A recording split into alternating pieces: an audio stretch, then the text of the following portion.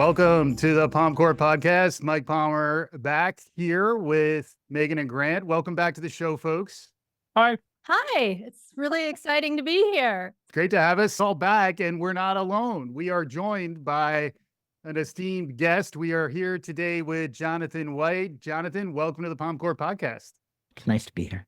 It's nice to have you. You know, the last couple episodes, we had Susan Hirschberg and then Merlin Mann on, and both of them talked about the Lorax Rebellion. And I know that you were a key player in that. We definitely want to get some of your perspective there. And you've also had a really interesting professional life post New College, which we'll want to get into as well.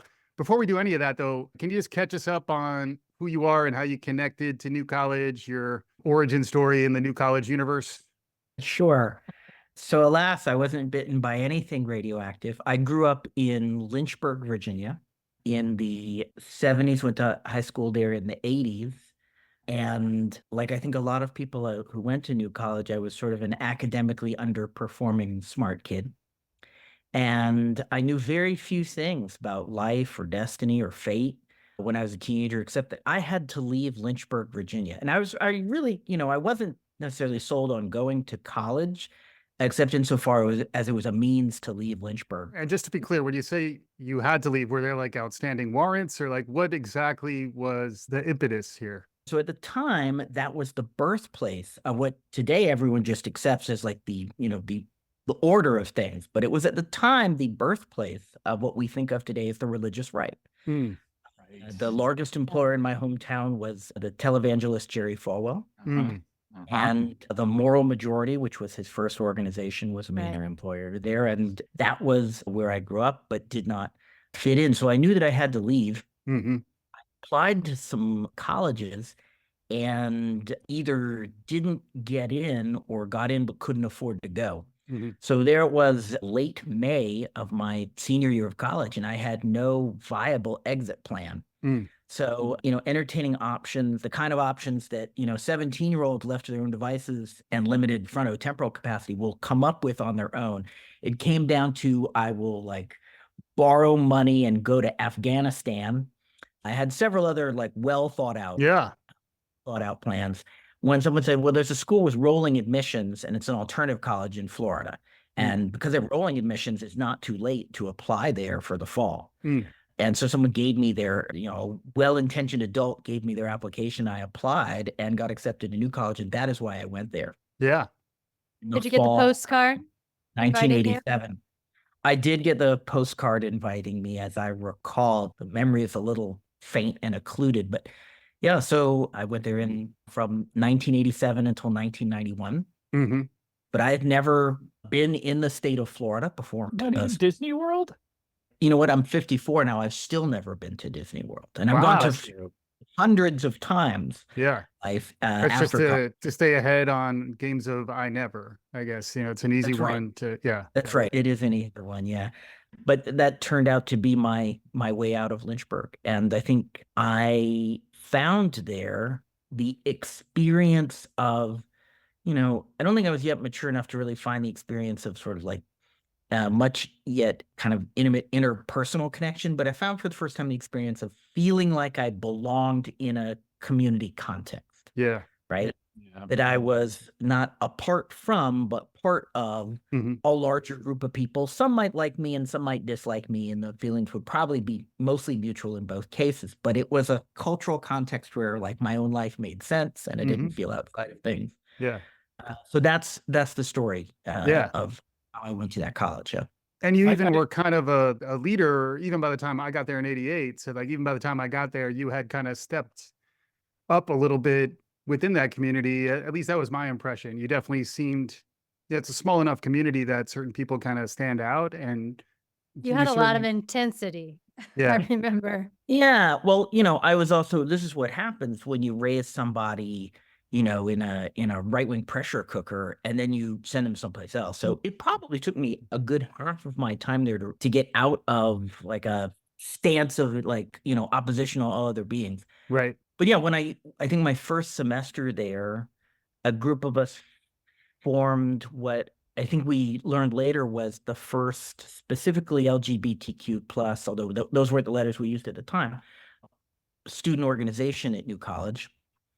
And it partly came together so that we could go as a group to the October 1987 March on Washington, which is a pretty important, moment in the history of, LGBTQ plus political movements in America, so that we could carpool up there. And because I'd been involved in, was one of the people who'd been involved in bringing that group together, I think that led to my, becoming more visible and known on campus than I was probably ready for, like developmentally or socially. But I think by the time I was about 20, I'd begun to develop some more functional, ordinary social skills that made it easier to have like regular conversations with people instead of, like lecturing them. I want to say, as somebody who was on the campus when you arrived, you wore jack boots and I believe a leather trench coat. Like, you made a visual impression. Like something I would wear. Remember, I'd never been to Florida, so I didn't have. It was sort of like and it flowed around you as you strode down those tiles, and the rest of us, of course, were barefoot and in t-shirts with ripped up jeans, going like, there's this vision, coming out of the Old West, maybe, or. That sounds right. Is this kind of road warrior here for us? You're captain in town. And we even have pictures from the Lorax Rebellion, which maybe leads right into that, because that was the end of your first year, where I think you were all in black. No trench coat because it was May, so I think you might have left the trench coat in the dorm room. Hair.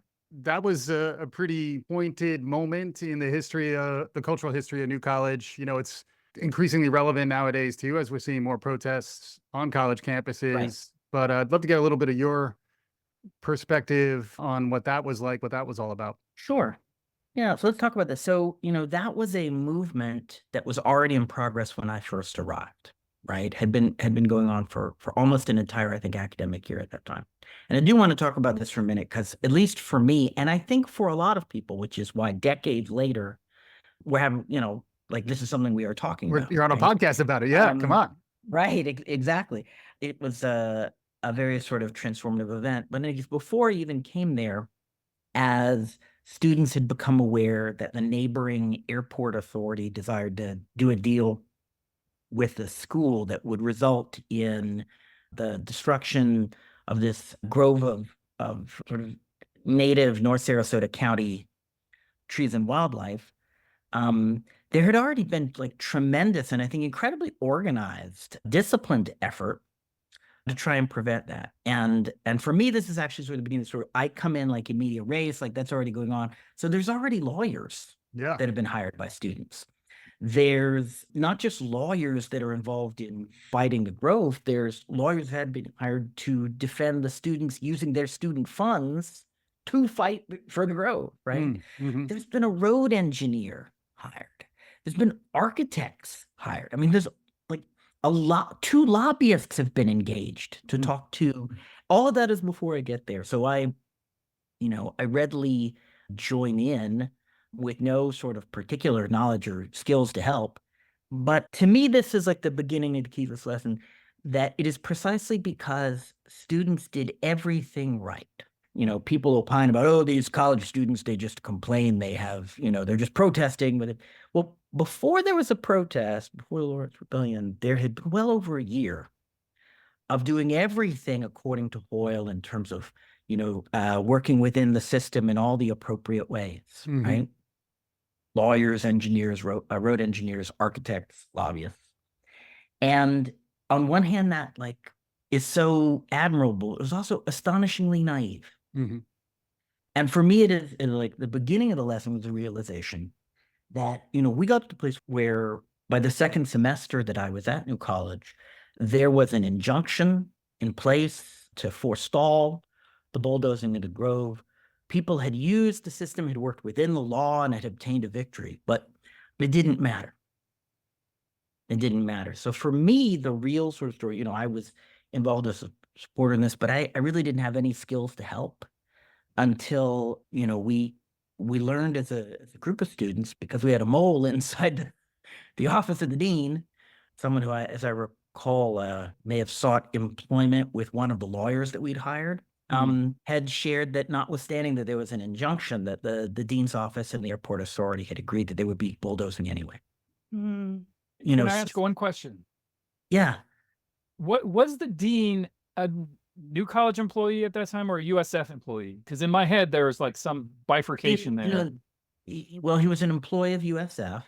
He was a faculty member, though, at New College. And in fact, my first semester, I took a class in Soviet politics and government with him. Barilsky, right? It was Robert Barilsky. And he was the son of Ukrainian expatriates who had fought against the Soviets and had to flee. As I recall, if I remember, it's been a long time. Is it correct? From what I was reading in the newspaper articles, it sounded like all they had to do was veer it just a few degrees off of what their plan was. So the re-engineered road that had been submitted by the road engineers and architects hired by students, route of the road around the grove, it would have cost the airport authority a net reduction in, as I recall, just under 2% of its parking spaces. So really would have cost it like a handful of parking spaces. Those aren't the primo spaces either. Those are the ones like far away from the terminal. Nowadays, it's where you'd be waiting with a cell phone, right? To Uber pick up maybe. somebody. Yeah, absolutely. But I think, for some time, I think we had some certainty that we were winning because we had done the right things and had come up with a viable plan and had pursued sort of things through legal remedy. But we learned that, in fact, it would be bulldozed anyway. So finally, I saw a thing that I could do because I did know how to camp out. And so I volunteered to be part of a group of people who would camp out that weekend in the Grove had an agreed upon system of sending an alarm to bring the rest of the student body. Right. And we did, in fact, spend that weekend. My college roommate was the lead, and I use this next word advisedly, singer of the Righteous Surf Fucks. Oh, God. Umlaut. They keep coming back every episode. They were very central. They do, to the because they're part of the story. Yeah. Right? He played the throat. Before tragedy, this farce. That's not the order that Mark said, but it's the order that applies here. So they played for like a day and a half, I think. And keep in mind, they knew 4 songs. Yeah. So it's initially called Groove in the Grove with the Righteous Surf Fucks to entertain those of us who'd gotten the student Sail and Trail Club camping gear and were primitive camping in the Grove. And I believe if we have the story right, their band uniform was National Rent-A-Car uniforms. That was at least part of the story that Merle was sharing. Yeah, that might be his literary imagination, but it's possible that is also historically true. But I remember that Groove in the Grove gradually became Groan in the Grove as they cycled about the 8th hour of their singing 4 songs. Is Troy singing? Right, with Troy, my then roommate, as the lead singer, and in any Filling case, the trees softly there. Right, exactly. But it was, notwithstanding the sort of the levity of that, especially at night as we were playing there was a sort of growing sense of tension, the sense that something was going to happen. Mm-hmm. And, again, I was, all of 18, which is another way of saying that in my life, really nothing had ever happened, right? I'd read about things, but I hadn't ever done anything. And I honestly, if you ask me, what's the first time in your life you actually did anything? It was probably this. So, in fact, eventually, to draw the theme, the Grove is there with various of us camped on it. At the edge of the property line, there was a line of backhoes and bulldozers. This is like in a line as if, almost like a military formation. I believe, again, I'll just cite Merle because he was on last episode. He was likening it to Prague. Again, literary imagination gets us somewhere sometimes. And right? Susan mentioned throwing herself into the bulldozers, but only because she tripped on accident. Yes. That absolutely did happen and would be very on brand. I think the literary reference we were using at the time was one that my friend Joe Cofensis suggested. He referred to the other side of the line as Mordor. Because there was this really graphic visual difference between, there's a line, literally a line of sand or a line in the sand. And on this side of it, there was a little small woodland. And on that side, there was just bulldozed mud and a line of bulldozers. But we knew something was up because groups of police started arriving. In fact, in riot gear. We subsequently learned they weren't really police. They were actually most of the trainees who were being trained in methods So that was, we sent the signal, and in a matter of minutes, a couple hundred students, half the student body, I think, appeared. Was there some kind of horn, or like, what was the signaling? Were there runners? There were. We actually, again, we had a plan for that, right? And, as a person who subsequently has done, spent years of his life doing emergency operations, it was astonishingly actually well put together for what we had and what you could do, right? And if anyone would ever watch this podcast who's under the age of 40, I have to explain to you, there were no cell phones. Right. Mm-hmm.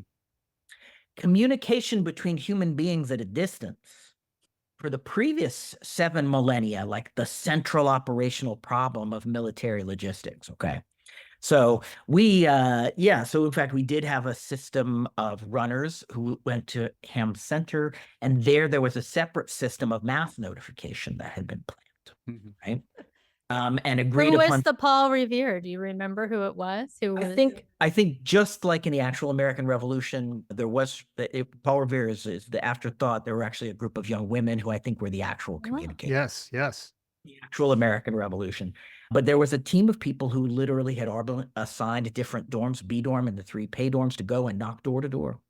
So what I know is from the time that we sent people with the signal, in 15 minutes, we had well over 100 people. And in 25 minutes, we had 200 people. Mm-hmm. And that's actually an amazing mass mobilization. Right. Tell the truth.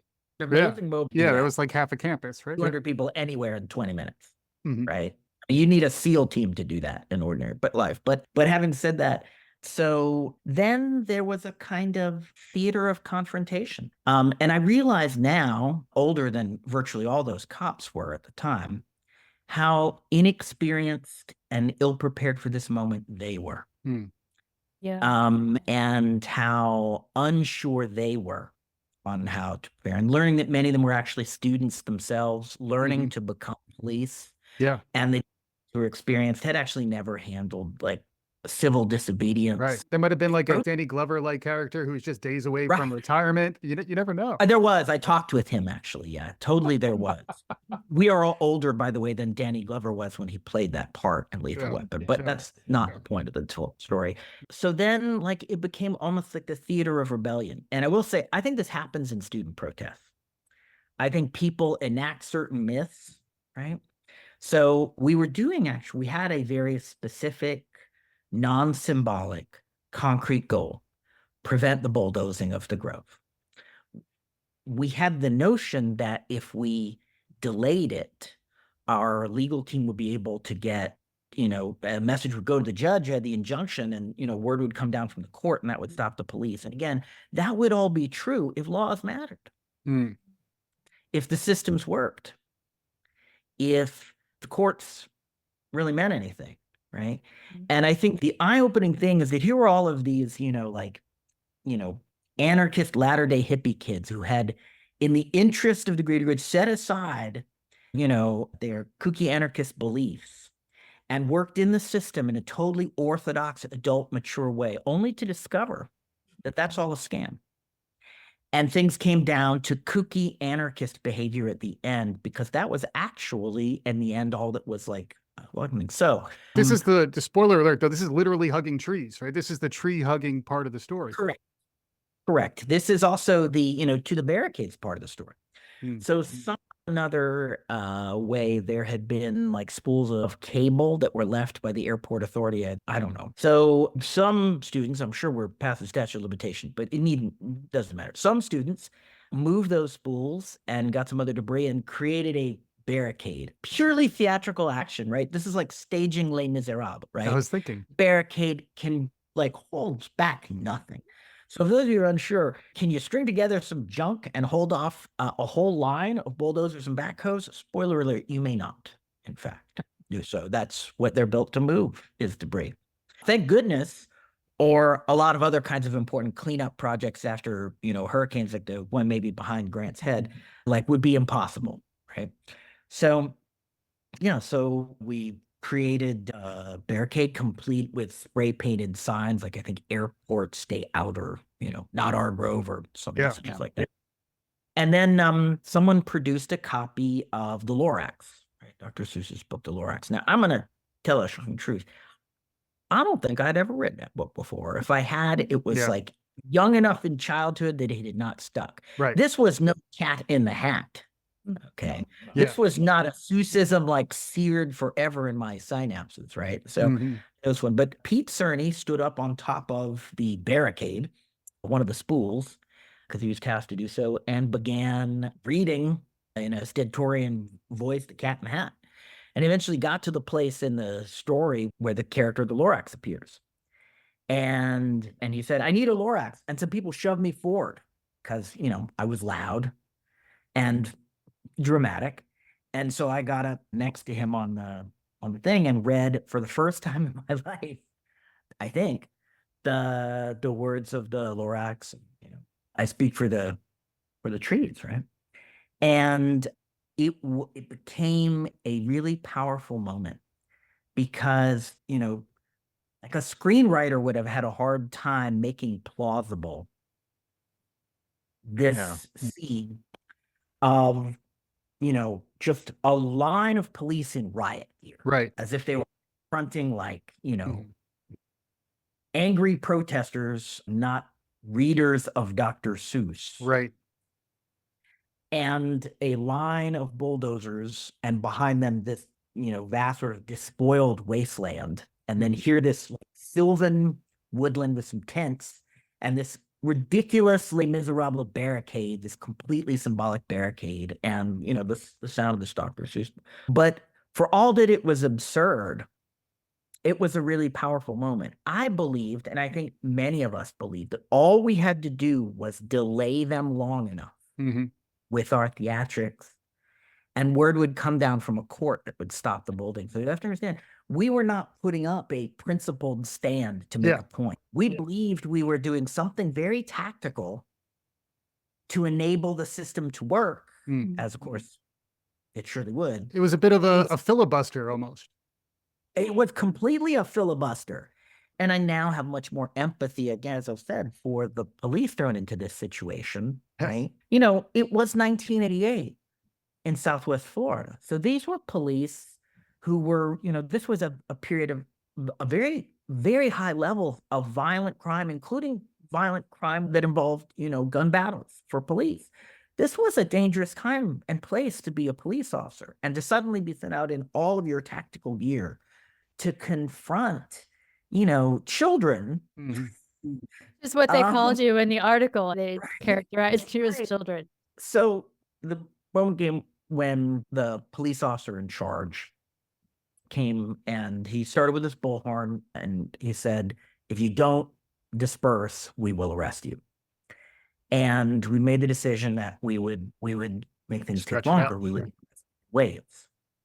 So I think like 4 or 5 of us sat down, and he took the bullhorn off and said, well, if it's just this, I don't need this. And he talked to us, and he said, you will be charged with arrest if you don't leave, right? It's kind of, he was actually very compassionate and sort of almost paternal, Right. right? Ever since you It said feels like- screenplay, I'm just trying to think who this would be, the adapted screenplay, who's cast in these roles. Tom wasn't- Skerritt. Tom Tom Skerritt. Skerritt. Oh, Well done, well Sarah done. O'Connor, but yeah, Tom Yeah. Skerritt's good. Yeah. Yeah, Makes yeah, sense. could be. You know, and he spoke in very measured tones and cautious, like, you know, this could have negative effects for you. I don't, Yeah. right? It'll be on your really permanent record, I would imagine. This would be a mark on your permanent record. That's right. But as we sat there, you know, I had only just, I think, the previous 6 months been taking Aikido classes. So the only part I really learned was how to sit in Seiza, like samurai style, all badass. So I did Yeah. that. You didn't have the big stick with you, because I remember Aikido involves big sticks. No, that's probably wise under the circumstance. Yeah. The stick was better, and they were more trained in its use and much larger. Yes. So, but then all at once, it was like he gave the signal, and just a wave of police came, and they grabbed us and arrested us, and they cuffed us, and then they gave us a number. So I was number 1, which I've always like felt like, thank you very much, number 1. It really just, I think, meant that I was the easiest to catch. But the minute that they like had to actually like place us under arrest, it's like the spell broke, and now we were in a different narrative. It felt very different. They were actually pretty rough. So they brought me to the school buses they brought in to remove protesters for arrest. Had to be And one of them, buses too, right? it had to be, right? And in fact, as we came up there, that was when the next group of people came and sat down. I think Susan was in that wave. Susan Okay. Hirschberg, Okay. a number of other people. Well, there were only 4 of us, I think, in the very first group, 4 or 5, but they were like 15 in the next wave. And I think that rattled the police. There were 15. I believe they were mostly women. And I think that was a different, like, I don't think the police were psychological. So as they were bringing me up, calmly to arrest me, then the energy changed rapidly. So they threw me headfirst into the side of the bus, actually sort of smashed my head into the side of the bus. We were definitely, once the cuffs came on, we were in much more of kind of a rough, the magic was not there anymore. It's this little coercive power of the real. state. Yeah, it got suddenly much more real. So they quickly, other police grabbed us and put us on the bus, and bit by bit others, came on and they filled the buses with us. And it was then very much about, it was then about what it is to be arrested. I remember Susan pleading with the cops to loosen the cuffs on someone else whose hands were turning blue because I think they really were on too tight. Mm-hmm. And then things changed. We were taken to the police station and booked in.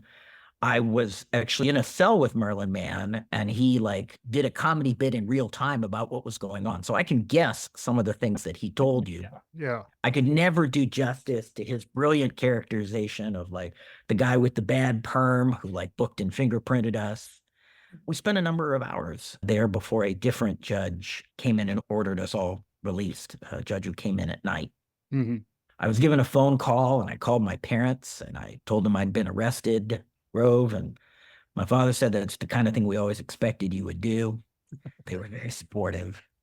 But, meanwhile, there were other students who had occupied the dean's office. Yeah, okay. We were released. But of course, Grove was bulldozed that night. And our arrest could not prevent that. The fact that the actual bulldozing was in fact contrary to law, that it violated an injunction, it didn't matter. And this, for me, is really, I think, the decisive event of my young life. And I think it has had a cascading effect on the whole rest of my life. I tried to solve this mystery for a while. Mm-hmm. Who is it that if we did everything right, it didn't matter? And it was a moment of, enlightenment, epiphany, satori, right? Call it what you will, but it has absolutely, truthfully dominated my destiny since I realized it doesn't matter what the law says. Yeah. It doesn't matter what the science is. None of that matters. What matters is power. What matters is power. And this was this, 18-year-old insight that would forever change the course of my life. And it made me realize that unless I could claim some of that power myself, to have the power to defend powerless people and things, I was going to spend the rest of however long I had on Earth watching groves like that get bulldozed over and over and over. That was going to be the rest of my life unless I found the power to stop it. Because it does not matter what the rules are. It doesn't matter what the law says. That's all theater. The airport authority got what it wanted, including sending a decisive message that, no one messes with the Godfather or whatever. It got everything it wanted, right? Because it had the power to do so. And don't waste your time in the future, right? Don't even bother. Correct. Do not attempt to impede our schemes, right? And notwithstanding, that with the best of intentions, we got, good lawyers and good technicians and lobbyists in our case, we lacked the power to protect what we value. So this really has, I think, really did become sort of what my life became about. And it took me a long time to find, a path to do that, or, find a way to do that. But it absolutely sort of set me on my life's journey of, you can't be naive about systems. You have to be sophisticated in understanding them. You have to claim some of this power. Otherwise, this is what happens. And I genuinely do think that like it has very much shaped my destiny. If you And ask that's what kind of where we wanted to go next, Jonathan. You're not wearing your uniform, but can you catch people up in case they don't know you? Like, you've had a really amazing run to get to where you are professionally nowadays. Can you explain, however makes sense, how you got from the Grove to where you are? Yeah. Well, it took me a long time to figure out how to apply that lesson, right? So, after New College, I went and got a PhD in American literature because I thought I was going to teach college. I thought I could, like influence people, maybe become an activist. Knox was apparently a big believer in you. Yeah. No, I mean, like many of us, I developed a close connection to a couple of, at least a couple of professors. In my case, it was Mac Miller and Bob Knox. But, I'm going to give the short version, but this proved to be the first of like about 7 failed careers. So I did get the PhD, but I never got out of the space of being an adjunct. I eventually would apply for every full-time teaching position in the continental United States in composition or American literature, or English, and I got no first interviews. So by that point, I had gotten involved in activism in DC, and I'd become involved in the Service Employees International Union Justice for Janitors campaign, which in 1994 and 95 was a major sort of force in DC local history, fighting for $7.50 an hour and family healthcare coverage for the mostly women and also men who cleaned the office towers of the most expensive commercial properties in the District of Columbia. Can I ask something? How far is DC from Lynchburg? About 4 hours. Okay. So it's like you want a little back. You're bringing it back. DC is as close as you can get to being in Virginia without being in Virginia, but culturally it's another planet. That's true. From Lynchburg, right? Yeah. So, I got arrested I've been arrested 3 times in my life, as I have to disclose every time my national security clearance comes back up for review. I have to go back. This is not the only time I tell the story of my arrest at the Grove, right? Right. There's a short for, intelligence and law enforcement authorities. Wasn't that when they were doing all the kettling of people in DC? Yes. I remember those Justice for Janitors. They would just arrest hundreds of people. Yes, and I was part of that, cast of hundreds. So I was arrested a couple times, and in jail, I was able to talk my way into a job in the labor movement, with an entry-level job in chemical, energy, and mining unions, International Federation of Chemical, Energy, Mining, and General Workers Unions. So I worked for 7 years in the labor movement as a union hack, working on international corporate campaigns and teaching part-time as an adjunct, and then managed somehow to get laid off from both those jobs in the same year. So I did what lots of people who've gotten multiply laid off do. I went back to school and I got a master's in social work, because part of what I'd learned from my PhD experience is don't get a degree that only qualifies you for one job. So I got an MSW. The kids, if you're trying to decide what you do with your life, I recommend social work, right? They're needed everywhere. So I became a social worker. And I got my dream job after I got my MSW and my license. I got my dream job in social work, working at Whitman Walker, which was DC's large HIV services, health and behavioral health clinic, and LGBTQ plus health center. And I was the last person they hired before their massive retrenchment, where they laid off a quarter of their workforce. I was the last person hired before the layoffs. So I was once again laid off, although for the first time in my life, I'd been laid off before seeing my first paycheck from a job. Very efficient. It was a good beginning. I was called up by the woman who had been my field supervisor for my 2nd year field placement in social work school, which was at the National Institutes of Health Clinical Center, which is a research hospital of the federal government. And she called me up and she said, I need a temp to cover someone who's out on maternity leave. The temp agency sent me somebody. I cannot use her she can't come back a second day. I read the paper. Did you just lose your job? I said, I did, Tina. She said, call this number, but wait 10 minutes. I'm going to call them and tell them you're calling them. They're going to hire you for their temp agency. You're going to start work for me tomorrow. And so I did. And after then, someone else went on a maternity leave after those 90 days, and I covered for her. And eventually I was able to parlay my way into an entry-level job in the federal government at the NIH Clinical Center. But I was like struggling financially. And by this time, I had gotten married and we'd had our first child. And that 1-bedroom studio apartment was feeling pretty small. Mm-hmm. A kid got to be a year old.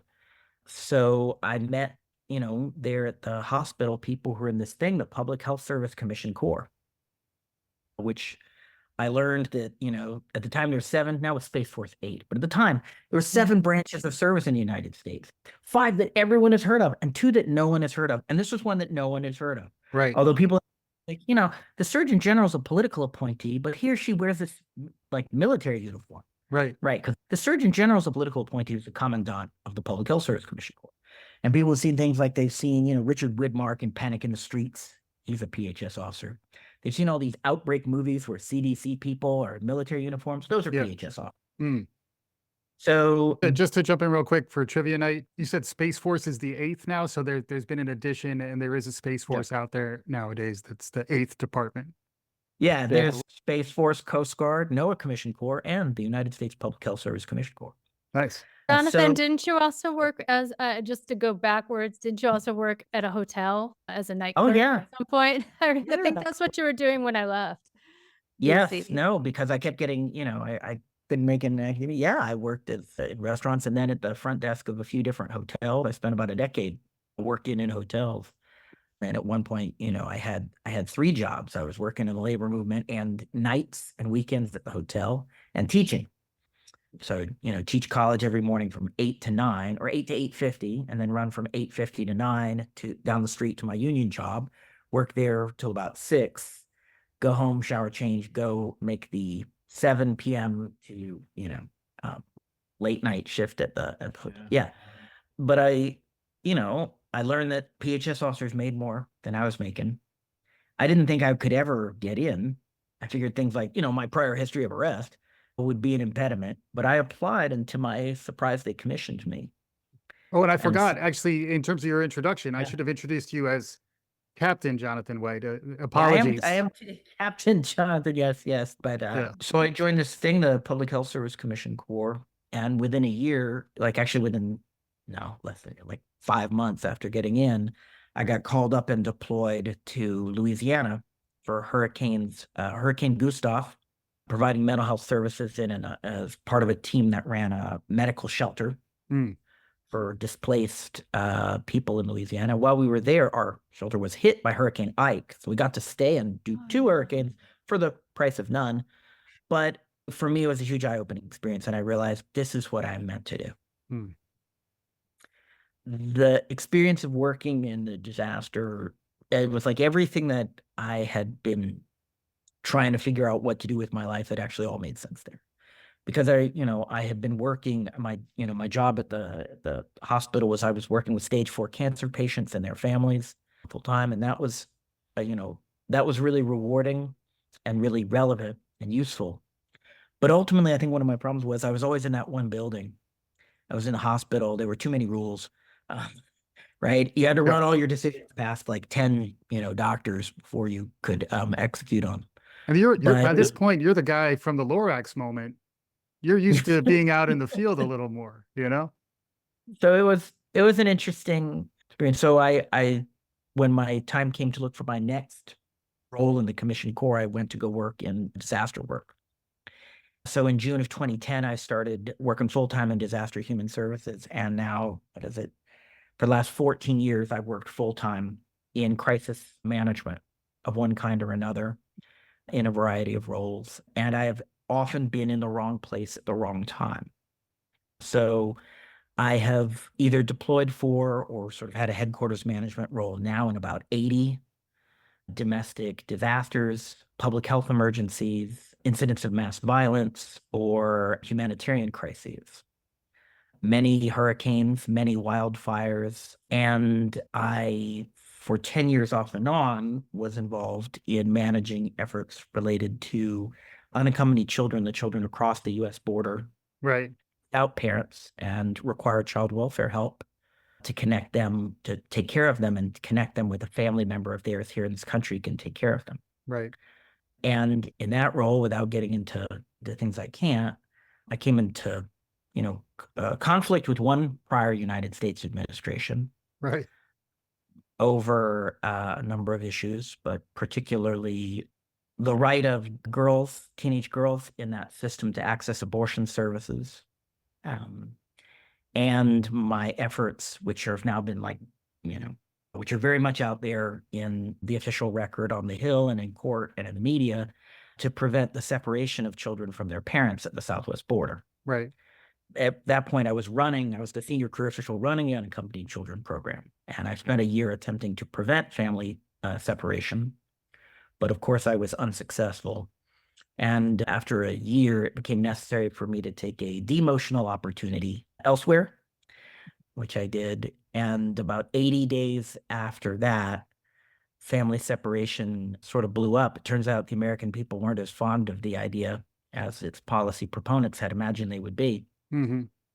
If you're, I guess, not a sociopath, there's a part of you that recoils at the thought, right? So I was then tasked with managing the reunification of children with their parents. And I spent a year and a half on special assignment managing family reunification, and led a team of, as many as 350 people, sometimes down to, as few as 10 at other moments. But we, reunified roughly, 2,214 children, their parents. And then from that, I went back when that mission was concluded, back into full-time disaster work. And today I lead the team that manages long-term disaster recovery in terms of health and education and human services, and also the disaster behavioral health missions of HHS and a small community resilience program. So yeah, I think that for me proved to be the path to finding the kind of power to intervene, right? Mhm. Which sometimes means, strictly following the rules, and sometimes subverting them to some degree. I was going to ask you that because your trajectory, I mean, just looking at your LinkedIn, I see position after position, like a very tenacious rise through that, institution. It's kind of incredible to see, that you managed to, knowing you a little bit before, that you managed to follow the rules and stay within this institution and thrive and succeed. Obviously, you had to come up against certain personalities and policies, but you were able to come back. And I wonder, how is that institution that it allows someone like you to thrive in it and do so well? I never would have, I got into public service and then uniform service and then, crisis management in uniform service, all largely by accident. But, public service in the federal executive branch is, I think, a really sort of underrated career option. The American people know their government's broken, but they have no idea, they're totally wrong in general about what parts of it work and what parts don't. So, I talk to people like, oh, how do you stand bureaucracy? I'm like, you don't understand. The bureaucracy is the best part of government. In fact, the career bureaucracy is the one part of our system that has consistently gotten passing grades on constitutional stress tests. Yeah, that's what I'm wondering. I mean, I'm thinking it must be a real Not the hero. meritocracy, for you to thrive in it, there had to be an actual meritocracy there. Part of what's great about uniform service in particular is that, you make connections with people who you might not have chosen in the outside world as your people to be friends, but together you do, sometimes face considerable dangers and hardships and forms this bond between you. But together you're able to do things you could never do on your own. So probably if I'd ever been in a setting where I was kind of left truly to my own devices, I would have sucked at everything, right? But the good news is that never happened. Instead, I was part of a team always of people, and we had different strengths and different personalities. And, I've always had people around who could, rein in my more impulsive qualities. And in turn, right, I could provide the impulsiveness that leads us forward, right, in the face of hard things, and so on. So, It strikes me as ironic that in academia that didn't work out for you at all. That it's supposed to be this free, flow of ideas and I think, there's there's what we think we want to do in life, and then there's what's our destiny. Hmm. It was not my destiny.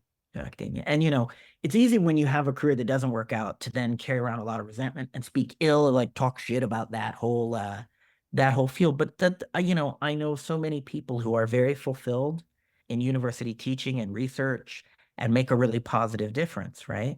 So I don't disparage it, but it wasn't a good fit for me. And I think one reason this is so individualistic Yeah.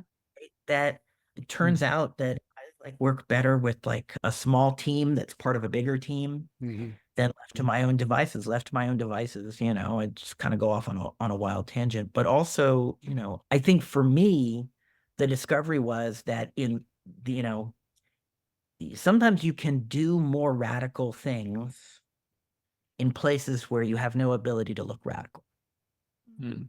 Dress conservative, but accomplish for things. And the great thing about, the work I do is that I've been able to help people very concretely who are suffering.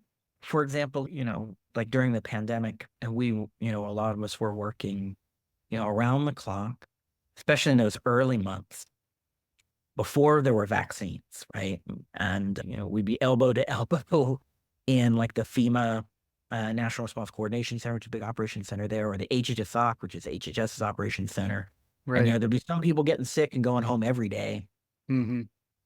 And Because this was the outreach to basically the people who were most communicable in some ways, the people who are out, they don't have a home, they're actually out. Like that's really where you can't shelter in place if you don't have a home, Right. And I think in the early days of the pandemic, we had so many problems set. For example, I helped to manage the mission to take care of the people who were quarantined coming off the cruise ships. At the very first sort of beginning. Yeah. Wasn't there a big one in And- California? Were you out Yep. there? No, I was in DC, but we were, taking people off of it and putting them in quarantine sites around the country.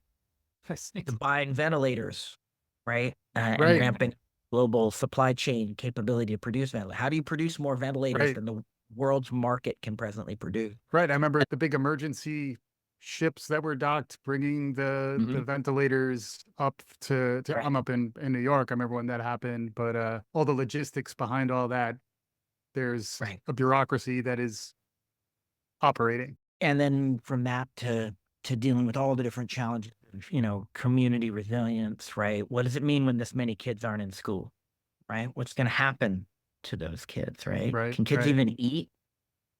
Right. Those were those kind of problems that we're working on. And I just give that as an example that the human problems are so real and so tangible. When you're deployed in the field, you actually often like meet the people you're helping. When you have a headquarters role, you're at more of a remove, but the problems are real. And I guess I discovered that unlike, for me in teaching, I wasn't necessarily smart enough to analyze the world's problems well enough to fix them. But I discovered that I did have some talent for rolling up my sleeves and intervening in them at the tip of the, at kind of the tip of the spear in concrete reality. And so, that's what I've been doing. And that for me is sort of the legacy of my new college experience, right? It was a realization that, it's not necessarily about having the right answer. Okay. Answers might be overrated. But you have to get really close to a problem. You have to get really into it to intervene in it meaningfully. And that's not a place of moral purity or a place of sort of emotional convenience. It is dirty and it's messy. So, I valued the experiences that I've had in that way. But yeah, it's none of it's stuff that I would have ever imagined I would do. And I don't know what I'm going to do with the rest of my life. I'm approaching the military retirement time for me. And I'm going to do something. There's clearly an adapted screenplay in your future based on this conversation, but beyond that, there's plenty of other avenues to pursue. How about for folks who are we haven't talked directly about the current situation at New College, and I think we've been trying to speak also to students and early alums since we're a little bit further downstream. Any thoughts on advice or, I imagine having dealt with crisis situations for such a long time, your perspective around what's happening at New College might be a little different. And, in that you've seen some shit. Well, I'd and love to get talking a little, about power, I mean, this is yeah. just such a power grab, and I was wondering what you thought about that too. I'll admit that I'm not as knowledgeable as many other, alumni of my cohort about what's happening now. But, there is, the role of human desire in actions that officials take is easy to miss until you've worked in government a long time. Yeah. Right. And I think when I look at the current situation, it is difficult for me to imagine it in any way other than it reflects deeply held desires of some government official, both to project a certain kind of message and create a certain kind of narrative that can be used politically, but also that it meets some real emotional needs, right? And this speaks to the limit of making reasoned arguments about a problem, because you can't talk people out of their emotional needs. And I think we're in a moment where, in places, including, in many places in America, and, Florida is one, there are people who want to use government. They have an emotional need to exact a certain kind of retribution for what they see as, especially, for what for them feels like disrespect from especially women, from people of color, from LGBTQ plus people.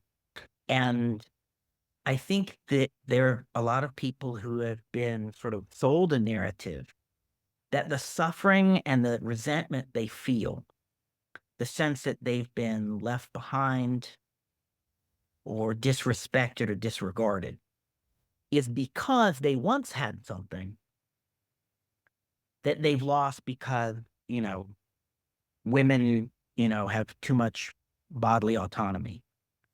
Queer people have too much social acceptance, right? People of color have too much freedom to speak openly of their historical experience. Those feelings that people have been left behind or disrespected would go away if an appropriate act of sort of putting people in their place and diminishing, especially women. Also especially immigrants, right? color. Immigrants. Yeah. That's always part of the picture, right? Yeah. And people, and I think that no one will be able to improve things for students of New College or alumni of New College if their horizon is New College, right? You don't look at a giant problem and say, I'm going to pick an atom of this problem and save it. I think that New College is has become a place of score settling, particularly in the case of New College about academic programs that talk about women's, autonomy and self-determination in positive ways, that talk about the historical experience of people of color in the United States in, what we might describe as sort of unemotional ways, right? But sort of unrevisionist ways. And where, students are allowed to be obviously sort of visibly LGBT plus and, to make New College into the Hillsdale of the South is really to say, this should exist nowhere because there already is a Hillsdale. But the point is you can't have too many Hillsdale because this can exist nowhere. And I think it is a kind of score settling. But if the goal is save New College, you can't save New College in isolation. Yeah, I always liken it to Obi-Wan getting struck down at the end of Star Wars, right? It's kind of, and then Merle was talking about Kobayashi Maru. It's kind of you got to get beyond Crossing the streams. You got to get beyond Right. exactly, but you got to get beyond a more narrow understanding. That's why we're talking about the systems thinking, which obviously has kind of come from your experience. It does seem like understanding how New College fits into that system and how the cultural history there, you're a great example of it, is actually cascading its impact throughout our culture in ways that we can't even really understand. But it seems like there's some level of remove that it's easier for us because, we're 30 years plus since we were down there. But the flip side is more for the people who are actually, especially the folks like first year there was like COVID. And now they're graduating now with, what's happening in Graduations. Gaza and like what's happening with occupations. Yeah. And it's more like, I think to that audience, maybe there's some, even if it is just saying like, hold tight, you'll get better. But any message to kind of that population? Well, I would never trust anyone who told me hold tight, it'll get better. I don't think that history will bear that out. Hmm. But I think the message that's helpful is despair is a luxury. Hmm. Despair is a luxury and it's always being sold. There will always be people who try to sell you despair. People who will, try to get you to pay a really high price in terms of your own self-determination and your own sense of what you can do with your life to buy their luxury item, Hmm. which is despair. But you know what? Despair is a luxury like I can't possibly afford, and I don't think you should try to either. Because the reality is that if it were true that you could do nothing, people wouldn't be trying to sell you a worldview where you can't do nothing, right? I think that the way I would look at this, the queer youth who are under attack in Florida, as they are in Texas, Oklahoma, Tennessee, and many other states, which is part of the new college picture, they need a place to be safe, and they need to be safe everywhere. If the attack on New College affects you because you are one of those 20-year-olds affected by that, right? That you came to New College because you were told that this is a place where you, could feel safe and welcome. Well, I was one of those queer kids too, right? Whatever happens next year at New College, it's not an argument not to fight for a safe place there and everywhere else in Florida and everywhere else in the country and the world, right? The most important thing is not to believe for a second that you can do nothing, right? But you have to adjust the targets of your efforts to what is currently viable and achievable. So I would say the issue isn't whether we save New College. The issue is whether students in Florida are able to have a place to go where they feel Yeah. safe and valued for who they are. The issue is whether people who go to college can study women's studies if that's what they wish to study and have a place to study it. So I have a tremendous sentimental and personal attachment to the place, but it'd be dangerous to overinvest in the place and not at the real issue about, having some territory of opportunity wherever it might be. But I think I would certainly say there is no way when people have prioritized symbolically the transformation of New College into the Hillsdale of the South, there's no way to make your horizon be, well, we will save New College. You can change the basis of political power that enables those people to be the decision makers, which will also involve changes that might affect things like, for example, whether women can exercise, reproductive freedom in Florida, right? It's a thing. Right? And many other things. But the focus on New College alone is myopic. The question is what will happen for the government of Florida, right? There's an election, so people should get it. Well, and what you were kind of saying before, you came to New College, you were part of some first group that was, I think it was what was I don't remember what the acronym even I was believe back it was then. SFSE was the acronym. Oh, I don't even know what that stands for. I believe it's for freedom of sexual expression. But I don't think somebody who's, 18 right now could imagine how few safe spaces there were and what a complete oasis New College was at that time in so many ways. And it wasn't even that great, at that time. But, and yet you still were organizing, going to a march in DC, which was another kind of geography of change that was incredible at that time, but people were fighting and they kept doing it and trying to connect other people across the United States and change things. And that happened. That actually worked. It took decades. And this is obviously, a time where things are receding and going backwards, but that doesn't mean that we're not going to have another opportunity to do this, and it's true that New College itself, it has another thing, its location, its property, the fire hose of public money that they can use, and to fight all of that is so difficult, on top of the desire that you're talking about to just. I think that's really, I think that's very powerful. And I think the point is like, you have to constantly intervene and look for realistic opportunities for struggle, right? And the question is not if you save New College. The question is whether there will be 1,000 new colleges.